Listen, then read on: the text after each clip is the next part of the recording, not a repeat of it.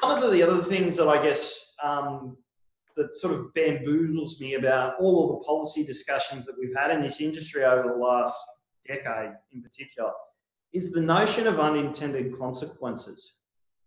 And you touched on the fact that people are looking at becoming, moving clients to wholesale investors. So by definition, the reason they're doing that is because the compliance obligations are less onerous. Correct. Right? But the other side of that is the consumer protections are less. So all of a sudden, we've got this incentive to move clients from a protected retail client, if you will, for the lack of a better term, to an unprotected wholesale client, right? That's the inducement that is now on the table.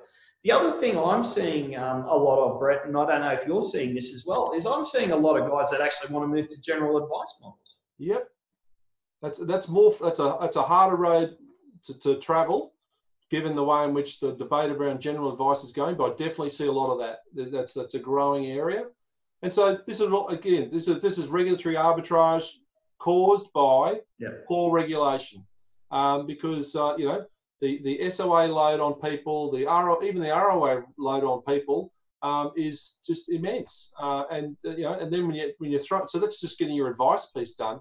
Then you throw onto that all the stuff about fee disclosure statements, opt-ins, and then going from biennial to annual, and it all adds up to rational decisions being made in the environment that's been created by somebody else.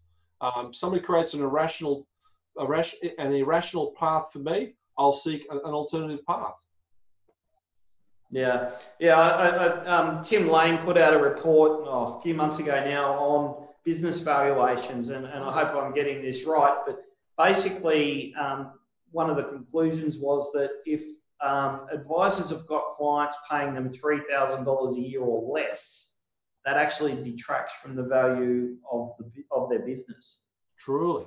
Yeah. Now, $3,000 a year, that's not an insignificant amount of money, and that's where you're talking about Middle Australia. That's where you're talking about people that can make you can make a lot of difference. And so, if you're getting that sort of metric, that tells me that financial advice is unaffordable.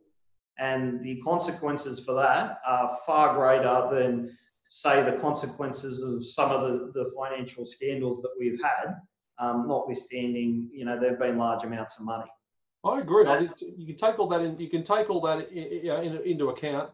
But it's that broader need, the broader social good of having affordable advice. I completely agree. So you've got to be able to look at. You've got to be able to attend to that. Yeah.